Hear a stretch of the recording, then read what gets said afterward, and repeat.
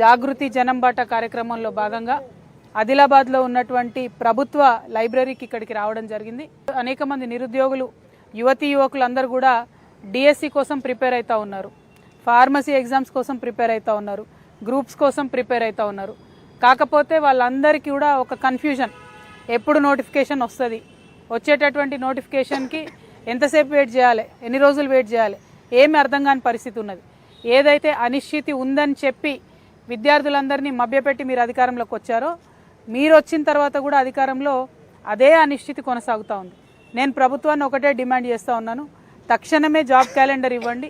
ఇచ్చినటువంటి job calendar ఏదో పండగల క్యాలెండర్లా కాకుండా ఒక సీరియస్ క్యాలెండర్లా మీరు ఇచ్చిన డేట్స్కి నిలబడి ఫిక్స్ అయ్యి ఎగ్జామ్స్ కండక్ట్ చేసే విధంగా ఉండాలని డిమాండ్ చేస్తున్నాను. మొన్న గ్రూప్ 1 ఎగ్జామ్స్ మీరు చేసినప్పుడు అనేకమైన తప్పులు, తెలుగు మీడియంలో రాసే విద్యార్థులకి, ఉర్దూ మీడియంలో రాసే విద్యార్థులకి అనేకమైనటువంటి ఇబ్బందులు జరిగినాయి. క్వశ్చన్స్లో తప్పులు ఉన్నాయి, ఆన్సర్ షీట్స్లో తప్పు ఉన్నాయి, దిద్దే విధానంలో తప్పు ఉన్నది. చాలా బీభత్సమైన మిస్టేక్స్ చేశారు మొన్న. అట్లా కాకుండా మంచిగా క్వాలిటీ ఎగ్జామ్స్ పెట్టండి, కరెక్ట్గా నిర్వహించండి.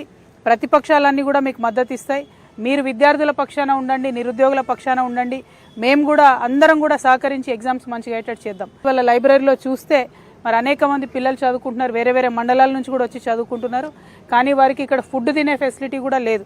మేము ఇదివరకు మా నిజామాబాద్ లైబ్రరీలో ఒక 5 నుంచి 6 సంవత్సరాలు మధ్యాహ్నం పిల్లలకు లంచ్ ప్రొవైడ్ చేసినాం.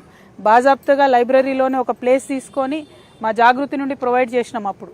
కానీ ఇక్కడ మరి నా ఒక్కదాని కోసం కాదు, ఒక నిజామాబాద్ కోసం కాదు, మొత్తం తెలంగాణలో ఉన్న 33 జిల్లాల్లో ఉన్న లైబ్రరీలో చదువుకునే యువతీ యువకుల కోసం ప్రభుత్వమే midday meals programme start చేయాలని నేను ఈ సందర్భంగా డిమాండ్ చేస్తూ ఉన్నాను. ఎందుకంటే దీనివల్ల మండలాల నుంచి వచ్చేటటువంటి స్టూడెంట్స్కి, ఇక్కడుండి చదువుకునే స్టూడెంట్స్కి మంచి ఫెసిలిటీ అవుతుంది. అట్ ద సేమ్ టైం ఇప్పుడు ఉన్నటువంటి లైబ్రరీస్ కూడా చాలా చిన్నగా ఉన్నాయి. ఇప్పుడు ఇక్కడ చూసి వచ్చినాం, కరెంటు పోతే గంటలు వస్తలేదు ఇప్పుడు కరెంటు, దాంతో చదువుకోవడానికి కూడా ఇబ్బంది అవుతుంది. కనీసం పిల్లల కోసం ఇక్కడ ఇన్వర్టర్ అన్న, జనరేటర్ అన్న ఒకటి పెట్టండి. కరెంటు పోయిన సందర్భంలో కూడా టైం వేస్ట్ కాకుండా వాళ్ళు చదువుకునే అవకాశం ఉంటుందని చైర్మన్ గారిని విజ్ఞప్తి చేస్తున్నా. బట్ అల్టిమేట్గా ముఖ్యమంత్రి గారు నేను కోరేది ఒకటే, నిరుద్యోగ యువకులను నమ్మించి మీరు అధికారంలోకి వచ్చిండ్రు. మీరు ముందు చేయాల్సిన పని ఏదన్నా ఉందా అంటే వాళ్ళకు నోటిఫికేషన్ ఇవ్వండి, ఇచ్చిన నోటిఫికేషన్ నిలబెట్టుకోండి, క్వాలిటీ ఎగ్జామ్ కండక్ట్ చేయండి, లైబ్రరీస్లో ఫెసిలిటీస్ మంచి చేయండి.